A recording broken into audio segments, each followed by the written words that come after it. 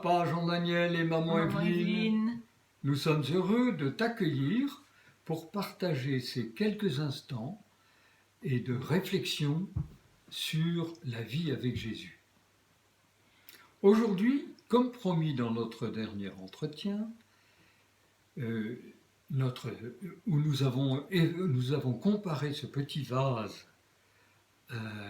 au trépied de notre vie avec Jésus, nous allons expliquer ce qu'est le deuxième pilier, le deuxième pied.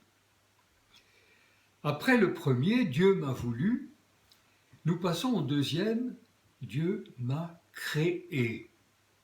La première idée qui me vient avec cette affirmation Dieu m'a créé, c'est que ça me rassure. Ça me rassure beaucoup parce que au moins je ne descends pas du singe ni du poisson. Oui. Même si quelquefois, avec mes grimaces, je peux ressembler à un singe. Non, à mon avis, tu ressembles beaucoup plus à un poisson quand je te vois dans une piscine. Un poisson ou une otarie quand tu nages. Mais tes mains ne sont pas des nageoires. Heureusement. Tu connais cette image de l'évolution du singe à l'homme.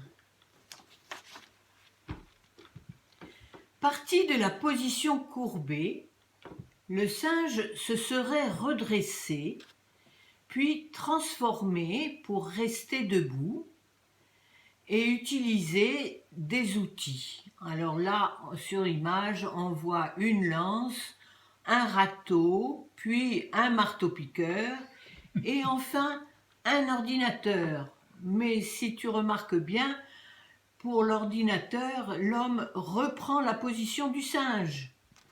Alors, pour cette dernière étape de l'évolution, c'est assez bien trouvé. Mais en même temps, c'est sinistre de dire que l'homme descend du singe. Parce que ça en fait un animal, un peu plus évolué, mais un animal. Et quand on sait à quoi ça aboutit. Oui, à toutes les horreurs que l'on connaît sur la Terre dans les relations entre les hommes. Oui, par exemple, on a disposé des hommes comme on voulait, on les a enfermés dans des camps de la mort, on les violente, on les massacre sans aucun scrupule et sans aucun remords. Ce ne sont que des animaux.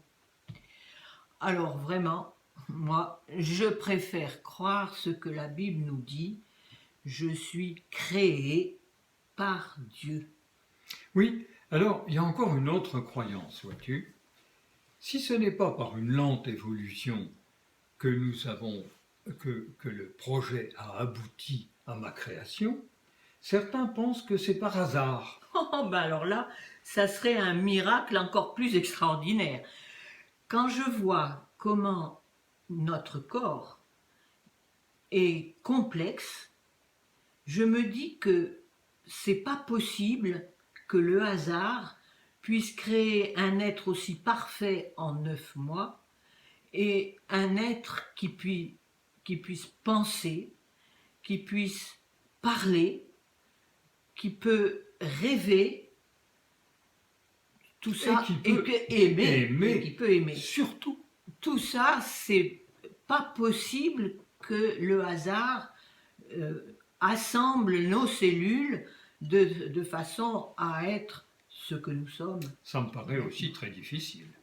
D'ailleurs, le psaume 139 que tu avais cité dans notre dernier entretien nous remercie le Seigneur en ces termes en disant « Je te loue, Éternel, je te célèbre, car tu es le créateur de ce que je suis, une créature si merveilleuse. » Ce qui me distingue de tous les autres êtres créés, qu'ils soient animaux ou végétaux, vois-tu, c'est que j'ai été créé à l'image de Dieu, nous dit la Bible.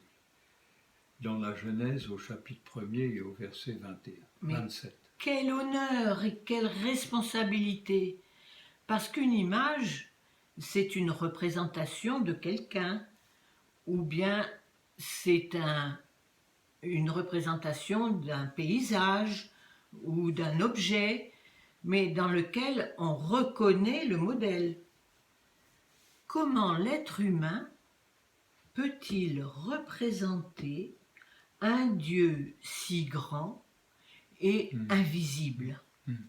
Qu'est-ce que l'être humain a de semblable à ce Dieu? Alors, la Bible nous dit que Dieu est esprit. Et l'esprit, ça ne se dessine pas. Ben non. Alors, c'est difficile pour l'homme. Alors, pour nous, c'est Jésus qui a été l'image parfaite de Dieu qu'il appelait son Père, puisque à Philippe qui lui posait la question « Mais montre-nous le Père », Jésus a répondu ceci « Celui qui m'a vu a vu le Père ». Et ça, on le trouve dans l'évangile de Jean, au chapitre 14 et au verset 9. Et cette histoire, ça me rappelle ce que notre fils Emmanuel a vécu lors d'obsèques dans le pays. Il a été reconnu comme un de nos enfants à la voix et au regard qui ressemblait à ta voix et à ton regard. C'est un peu ça. Nous devenons image de Dieu lorsque nous regardons les autres avec le regard plein d'amour de Jésus sur nous. Et lorsque nous leur parlons avec la patience, avec la douceur qu'il nous a manifestée à tous.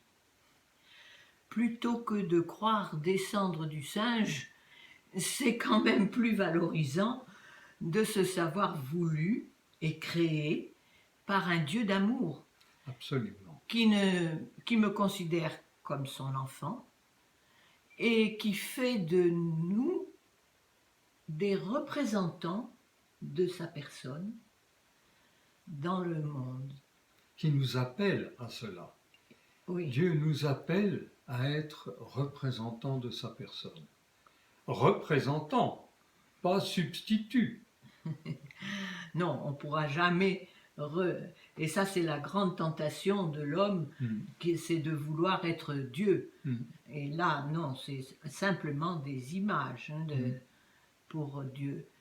Et rappelle-toi, ce qui est important, ça nous donne une très grande responsabilité, c'est que on ne doit pas la déformer, cette image. Non. Et cela me fait sourire parce que notre fils Gabriel, le plus jeune, quand il était en maternelle, a fait de moi un portrait. Le voici. On va vous montrer en pâte à sel. Et voilà le portrait qu'il a fait. On ne peut pas dire que ce soit d'une ressemblance frappante.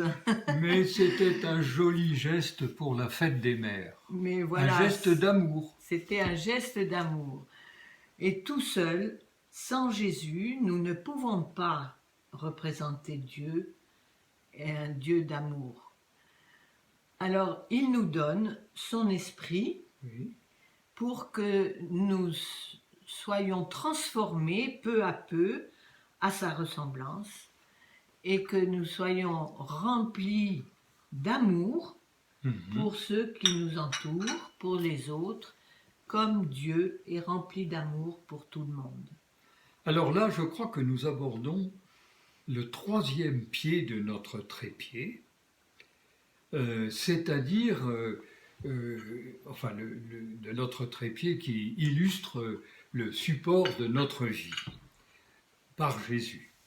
Tu te souviens, toi qui nous regardes, du trépied sur lequel repose le vase de notre vie. Nous en reparlerons à la prochaine rencontre.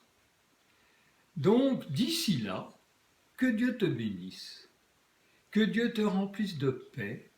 Il t'a voulu, il t'a créé et il t'aime. D'un amour éternel. Au Au revoir. revoir. À la À la prochaine prochaine. fois.